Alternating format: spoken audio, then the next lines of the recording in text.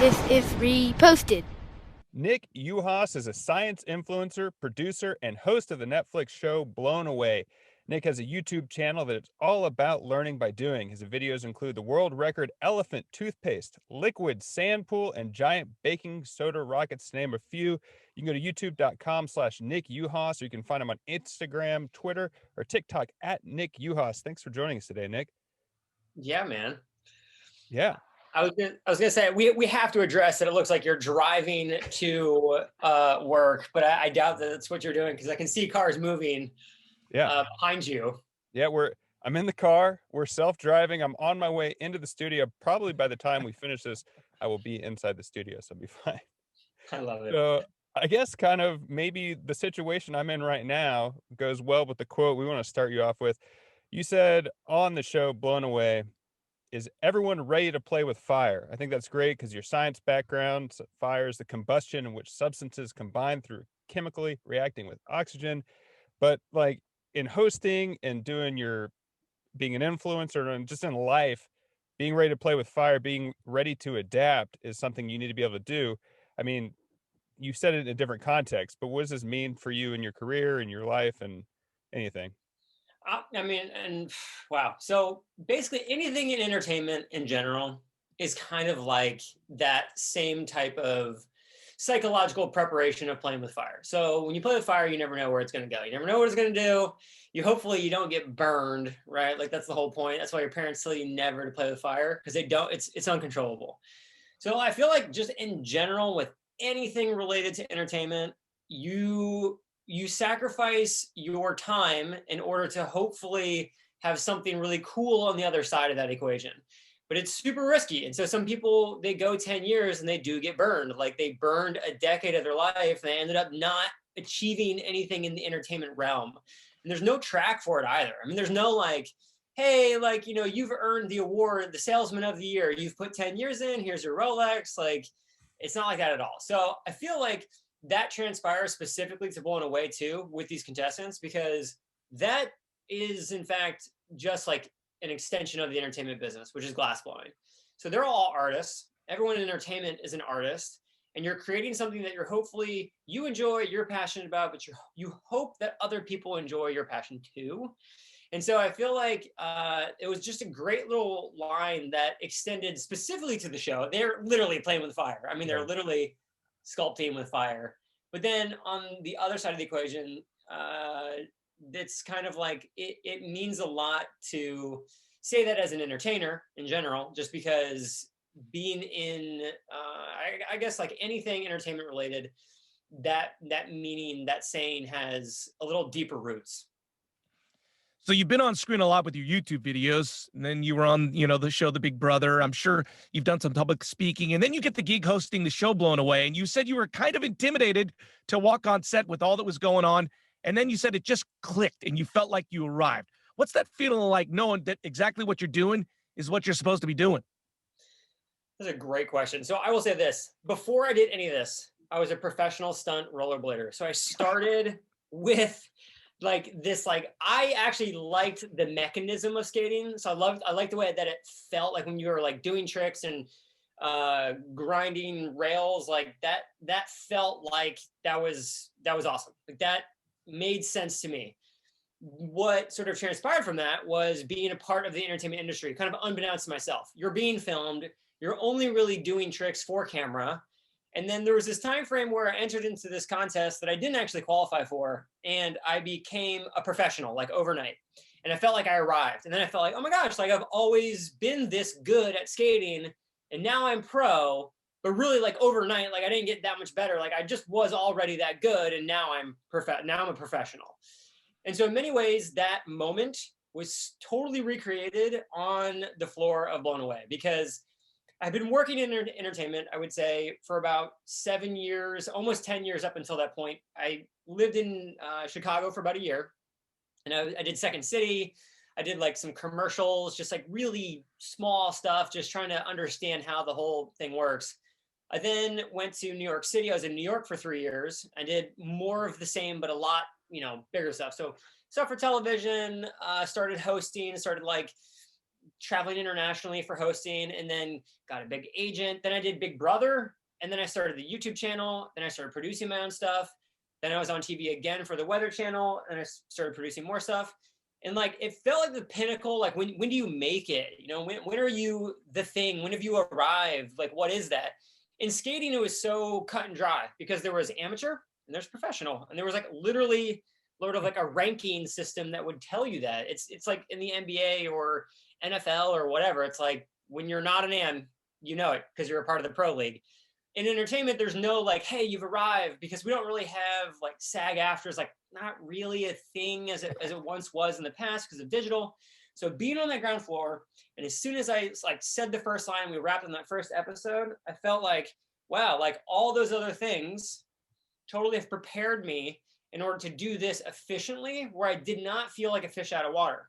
I actually felt so natural and so comfortable because I had produced so much content in that exact same like framework, where I knew what kind of cameras they were working with. I knew what the aperture was. I knew what frame rate they were shooting at. I knew what the producers were thinking. I mean, I had filled every single role at one point in time, so that when I was hosting it, even with reality TV, because I was a contestant even, so I knew what they were thinking.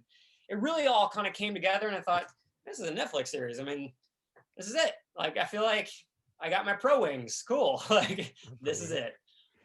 I'm curious. I mean, probably not many people when they're 10 years old say, I want to grow up and host a Netflix TV show.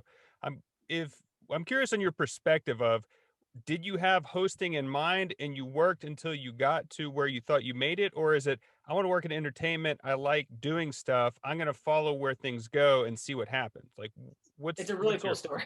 It's a funny story, actually. So I grew up in Columbus, Ohio. There's like no entertainment in Columbus, Ohio. This is like not like a thing. Like, people that say like, I want to be an actor in Columbus, Ohio, they're like, cool, we have community theater. Like, that's, you know, that's where that goes.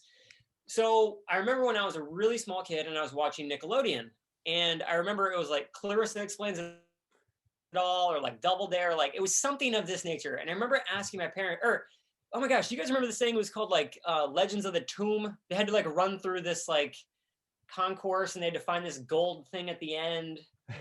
I don't know if you guys remember this, but it was like, it was basically like it was like a show that these kids had to like get to the end. And they were contestants. And I remember asking my mom, like, hey, like, I want to be like those guys. Like, I want to be whatever they're doing. And I remember she specifically said, like, oh, that's like not for us. Like, that's not, we don't do that. Like, we're in Ohio. Like, that's what people do, like in LA. And like, I think it was actually filming in Florida, which was the ironic part. It was like at Universal Studios, like, it wasn't even in LA. But I remember thinking, like, oh, like, some of these people are actors and they're not real, but that looked really fun. So like, I want to go do what they do. But then it seemed like that was a closed door, right? So it was like, nope, not going to happen. You're 7. So your parents, I mean, you're like, what are you going to do? Like, you just pack your bags and truck it out to LA. So I did do community theater, but I didn't really understand what acting was as a profession, like nothing of that sort. When I got to New York, I really was still kind of like obsessed with the idea of acting as like this childhood dream. Well, like, acting professionally is a lot different than what acting looks like it can be for the viewer. A lot of times I give this analogy. It's like, eating cake is like really fun, right? Like, everyone likes to have cake and cake is delicious, but baking the cake isn't always really fun. I mean, sometimes it's like hot and like you don't even, you know, you're full, you don't want chocolate cake, like, just, it's work. Well, for the actor, it's like kind of like the same thing. So it's like, consuming entertainment is fun for the viewer, but producing the content is not always fun for the actor or the producer or whatever. So I kind of like fell into this weird sort of like shtick where I had to kind of come to reality in New York, where I was like, I don't think I really like acting. Like, I've really committed a lot to it, but I don't really think I like acting like how my, you know, coworkers and counterparts are like, this is their passion, they love it. At the same time, I was on this like really low budget short film, and the producer said, hey, I do this thing. It's called E-Asylum. It stands for Entertainment Asylum. And we interview celebrities on press junkets and red carpet. And he goes, I just think you have a personality for it. And I was like, well, he's probably telling me this because there's no budget, right? It's for free. So like, he wants me to go do this thing and they're not going to pay me, but hey, maybe this would lead to getting an agent or something. So the first thing was this we were at Six Flags, and we were interviewing people for this new Green Lantern ride or whatever. And then it was going to go on to interview someone for some Marvel release of some movie that you probably never heard of. It like wasn't Green Lantern. But then that went really well. And he was like, dude, he goes, you're like a natural at hosting. Like, you just have this, like, you have the personality, like, you don't mind talking to people. Like, you'll get right up in there and have fun with it. And I was like, yeah, but like anyone can do that. Like, everyone does that. Like, that's like a thing, like, whatever. And I just thought he was fluffing me because he wanted me to come back and wasn't paying me. So that went on actually like for a while so I could build a reel. And then by like gig number like 5 or whatever, I sent it to my agent. And he was like, oh yeah, dude, you like, this is great. Like, you're perfect for this. And I was like, oh my gosh, hey, look, I mean, if it's not, I guess I can say if it's not broke, don't fix it, but that's not really the right analogy. It's like, hey, look, if it's working, kind of go with it. And so all through my New York career, I was still very like hyper focused on acting. But then when I finally moved to LA, I thought, you know what, like, let's just cut the things that aren't working. Let's just not do that. And it's not that I like didn't like acting. I just really wasn't passionate about it. And then I started realizing that what I really wanted was I really wanted to be involved in entertainment, but I wanted it to feel more like it was actual real, like it was real, like it was actually happening in real time. And that actually is like docu-reality. Like, that's like what I do on the YouTube channel, and that's what a reality TV show is. And so I found out actually what I was looking for was actually to be like a host and like to be essentially like me, but in reality TV and enjoying it as myself. And so it just, I guess it kind of fit. And his name was Caesar. Thank you, Caesar. Because he basically got me into this thing. And some of that clips, they still exist on the internet somewhere. Like, I was like interviewing Ryan Reynolds for one of these things, and like the cast of Horrible Bosses, like some like really like cool like A-list celebrities. Like, it was just like a fun, cool thing to do in my 20s. And so it snowballed into basically like the start of like a hosting career. That story kind of illustrates something that we're always debating on the show, just doing something versus asking the question, what should I be doing? And so, you probably get pitched on stuff all the time. What is that doing versus like, should I be doing this? Totally. So like, for me, because like, again, like from the beginning of this, like when entertainment, it's so broad. I mean, it's like, you could be podcasting, you could be playing music, you could be a guitar guy that, dances in Times Square, like whatever, the naked cowboy guy, right? Like, there's a lot of stuff in entertainment, right? So you don't know what you're going to be good at because it's a crazy grab bag. And so if I were to like, give advice back to myself when I was in my 20s, I would have said like, hey, I mean, just be a little more open about like what may be the thing that you're going to be really good at. And I think the threshold for sort of changing your career, but being able to follow through on your goals, but not being too wishy-washy, is just understanding what you're actually good at. Like, where are you getting the most gains in whatever you're trying? And I think, college is a weird thing. And this probably comes up a lot amongst like 20-some-year-olds who are like trying to find their passion or whatever in college. And it's like impossible because you don't have life experience yet. And it's this conundrum. And it's like this like self-fulfilling like anxiety prophecy. They're like, choose what you need to do. And you're like, I've never done it. What's going on here? But with entertainment, there is no like hyper, when I would say like internship. You just actually got to go out and just do it. Like, no famous actors like, hey, you can intern for me. Like, you can be me on the next take and then come back and then tell me if you liked it. Like, that doesn't exist. So I would say like when you first start entertainment, it's like you really just got to kind of like sample all the things. And then I think the feedback for like which horse's race is winning the race, I think that's where you need to kind of put some more of your eggs in. It's not always easy. Sometimes you got to swallow your pride and you just got to like put things to rest. Yeah, I mean, you definitely take your lumps going through all that stuff. But Nick Uhas, thank you so much for joining us today. You can find him on Instagram, Twitter, and TikTok at Nick Uhas, also on his YouTube channel. I'm Andrew Keller for Nick and Larry saying thanks for stopping by.